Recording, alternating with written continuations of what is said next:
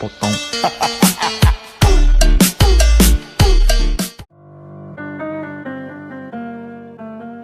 Hammaga salom. Aniforum kanaliga xush kelibsiz. Bugungi videoda haqiqiy hayotdagi voqealarga asoslanib ishlangan animelar haqida gaplashamiz. Asosiy o'xshashliklar va farqlar qayerda? Bugungi videoda albatta buni bilib olasiz. Kommentlarda keyingi qism uchun shunga o'xshash animelarni yozib qoldiring. Grave of Fireflies, Yo'lan qo'ng'izlar qabri. Bu anime juda ham qayg'uli hikoyaga ega bo'lib, yozuvchining ichki kechinmalari va bir umrlik aybdorlik hissini o'z ichiga oladi. Bu anime 1988-yil Studio Ghibli tomonidan 1967-yildagi Akiyuki Nosaka tomonidan yozilgan kitobga asoslanib ishlangan. Keling birinchi bo'lib kitob muallifi Akiyuki Nosakaning o'tmishiga nazar solamiz. Akiyuki bu kitobni o'zidagi aybdorlik hissini yo'qotish uchun yozadi. Akiyuki 1930-yilda tug'iladi. Onasi ko'p o'tmay vafot etadi. Otasi esa ilojsizlikdan Akiyuki va asrab olingan singlisi Keiyokoni Kobe shahridagi oilaga berib yuboradi. 1945-yilda shahar bombardimon qilinadi. Natijada Akiyukini asrab olgan oila o'ladi. Asosiy voqealar shu yerdan boshlanadi.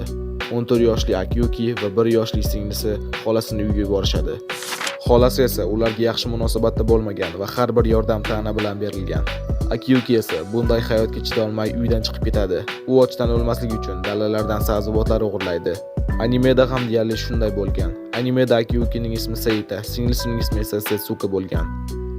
Lekin asosiy farqi, haqiqiy hayotdagi Akiyuki singlisi uchun mehribon bo'lmagan va hatto ba'zi singlisiga berilishi kerak bo'lgan ovqatlarni ham o'zi yeb qo'ygan. Animeda esa u singlisi uchun juda ham mehribon qilib tasvirlangan. Bu bilan Akiyuki o'zi uchun mukammal aka obrazini gavdalantirgan. Urush tugashidan bir necha hafta oldin singlisi ochlikdan vafot etadi. Akiyuki singlisining tanasini bir o'zi yoqadi.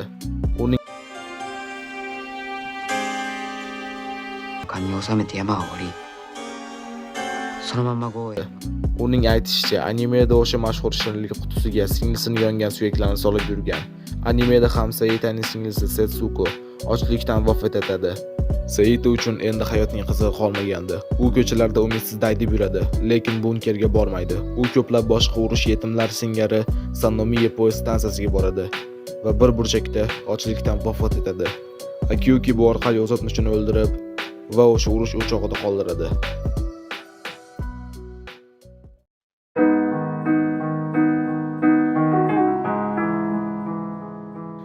Hayao Miyazakining 2013-yilda ishlangan The Wind Rises, ya'ni Shamol kuchayishi nomli animesi qiruvchi samolyotlarning paydo bo'lishi haqida bo'lib, voqealar 2-jahon urushi vaqtida bo'lib o'tadi. Bosh qahramon Jiro Horikoshi. Animeda bosh qahramonga juda ko'p o'zgartirishlar kiritilgan. Animeda u juda ham xayolparast va sodda qilib tasvirlangan. U tushlarda boshqa muhandislar bilan suhbatlashgan va ko'zi yaxshi ko'rmagani uchun uchuvchi bo'la olmagan. Lekin hayotda Jiro juda jiddiy va maqsadiga erishish uchun qattiq harakat qiladigan inson bo'lgan.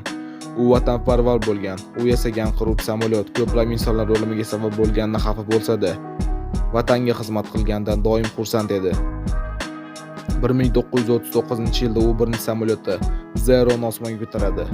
Animeda ham, hayotda ham shunday bo'lsa-da, ularning maqsadlari biroz farq qilardi. Animeda Jiro shunchaki samolyot yasashni xohlagandek ko'rsatilgan. Hayotda esa u Yaponiya aviatsiyasini dunyo darajasiga olib chiqish va davlatdan urushda g'alaba qozonish uchun yordam bermoqchi edi. 1940-yilda hech qaysi samolyot Zeroga teng kela olmasdi. Bundan tashqari, animeda yana bir mashhur hodisa ham ko'rsatilgan.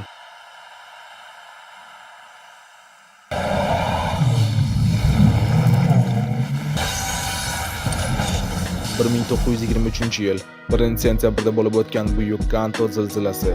Anime juda ham realistik qilib tasvirlangan va zilzila sabab 142.800 kishi vafot etgan. Lekin animedagi sujetga bir nechta o'zgartirishlar ham kiritilgan. Animeda Jironing sevgi hikoyasi ham tuzib chiqilgan. Ular birinchi marta zilzila paytida ko'rishadi va Jiro bu qizni qutqarib qoladi. Bu qizning ismi Naoko edi.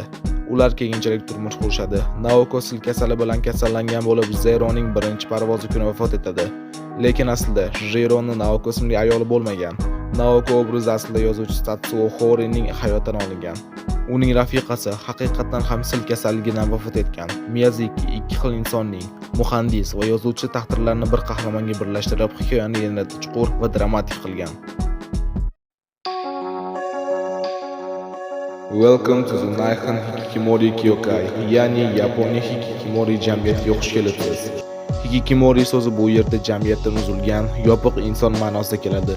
Bu anime 2006-yil Gonzo studiyasi tomonidan 2002-yilda Tatsuhito Takimoto tomonidan yozilgan kitob asosida ishlangan.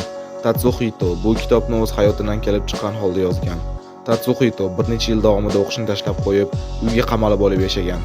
Hech qanday do'stlarsiz va yaqinlarsiz. Bundan tashqari, u o'zining muvaffaqiyatsizligida qandaydir sirli tashkilotlar va tashqi kuchlarni ayblab o'zini yupatgan.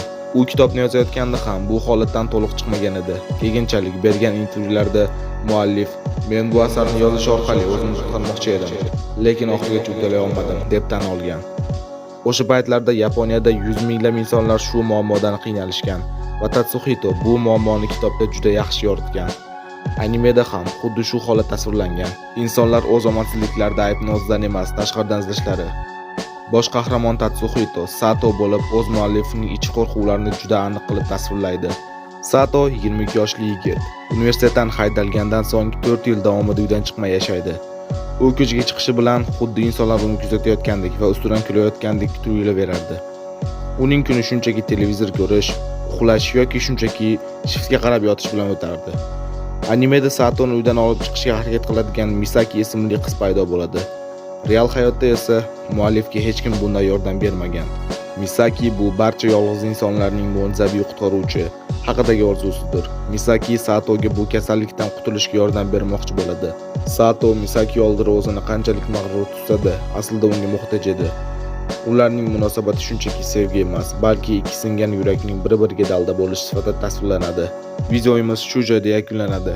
Bu animelardan sizga qaysi biri ko'proq yoqdi? Kommentariyada fikringizni qoldiring. Videoni ko'rganingiz uchun hammaga rahmat, hammaga xayr.